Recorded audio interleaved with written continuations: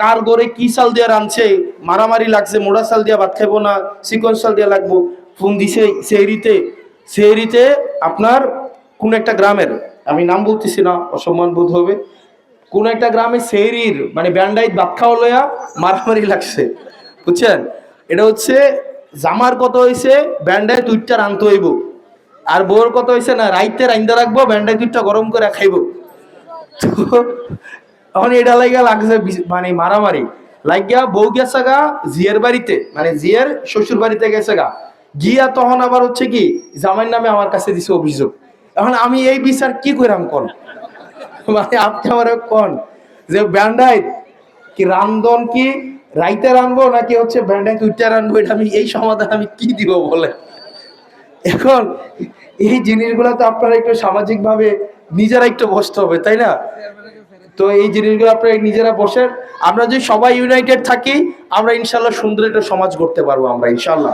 আমাদের যুবকরা যদি ইউনাইটেড থাকে এই ধরনের অর্গানাইজেশনের মাধ্যমে, তাহলে আমাদের সমাজে যে কিছু নেতিবাচক কাজের প্রভাব রয়েছে এই কাজগুলো আশা করি কমে আসবে। যেমন মাদকের যে বিস্তার, এই মাদকের বিস্তার রোধে আমাদের দুই ধরনের অ্যাকশন আছে, একটা হচ্ছে আইনগত, আরেকটা হচ্ছে সামাজিক সচেতনতা।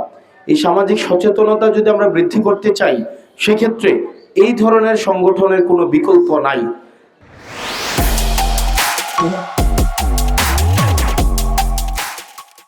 দ্বিতীয়ত হচ্ছে ধরেন এখন যে মাটি কাটার এক ধরনের আমরা দেখলাম, এই জিনিসটাকে আমরা প্রাইমারিলি সলভ করতে পারছি, আমরা কিন্তু এটাকে বন্ধ করতে পারছি বিভিন্নভাবে, বিভিন্ন হুমকি ধামকি চাপ অনেক কিছুই প্রয়োগ করা হয়েছে, কিন্তু আমরা পরিবেশ আমরা শুধু মাটি কাটাটা দেখতেছি, কিন্তু এটার যে ঝুঁকিটা, এটার যে ধরেন 15-20 বছর পরের যে ঝুঁকিটা সেটা কিন্তু আমরা আমলে নিচ্ছি না।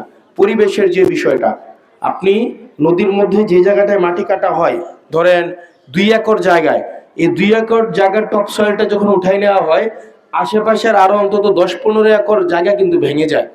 এবং আপনি হয়তো একটা বছরে 5 কোটি টাকা 10 কোটি টাকার মাটি নদী থেকে উঠাইলেন, এরপরে যে বর্ষার সিজনে আমার সরকারি বাজেট চলে যায় হচ্ছে 15-20 কোটি টাকা এই যে বন্যার সময়, তাহলে সরকার বিভিন্নভাবে এখানে ক্ষতিগ্রস্ত হচ্ছে।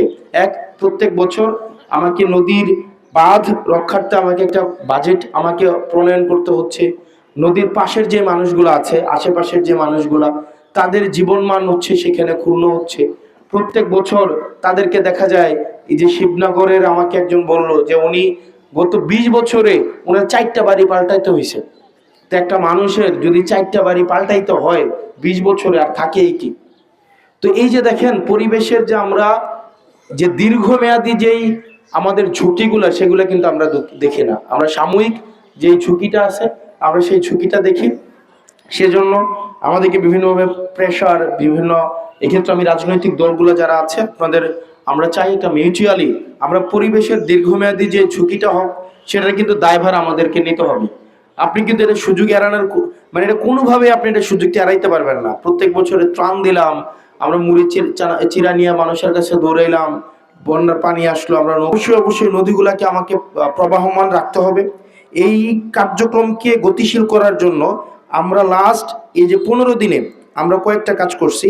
সেটা হচ্ছে আমরা যে কাজটা করছি, যেমন ধরেন আমরা নদী পরিবেশের দিকে আমরা কতটা হচ্ছে নজর দিচ্ছি দেখেন, আমরা আসার পরেই আমরা দেখেন 10টা খাল আবার যেন পুনঃখনন করা হয় এটার জন্য আমরা ডিউ দিয়েছি। একটা হচ্ছে মন্ত্রীবাড়ি খাল, এটা 3 কিলোমিটার, ধামতি খাল, চেপারা খাল, খিরাই খাল, নোয়াগাঁও খাল, আসাদনগর খাল, বেগমাবাদ খাল, ফুলতুলি খাল, শিবপুর খাল, গাংতিয়ার খাল, গজারিয়া খাল, এটা হচ্ছে টোটাল 11টা খাল।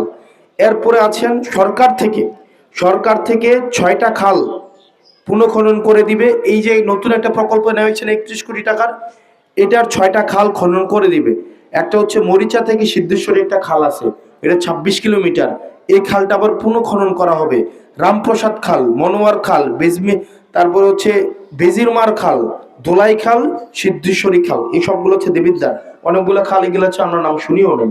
আমরা এই সরকার শুরু করে আমাদের সরকার, আমরা প্রত্যেকটা বাংলাদেশে এখন যারা ক্ষমতায় আসবে প্রত্যেকটা গভর্নমেন্টের বা ক্ষমতায় আসতে চায় তাদের এনভায়রনমেন্টাল যে অ্যাক্টিভিটিগুলো, পরিবেশের যে অ্যাক্টিভিটিগুলো, এগুলাকে সর্বোচ্চ প্রাধান্য দিতে হবে। আপনি যদি পরিবেশকে কম্প্রোমাইজ করে, পরিবেশের সাথে কোনোভাবে সমঝোতা করে আপনি এই দেশটাকে চালাইতে পারবেন না।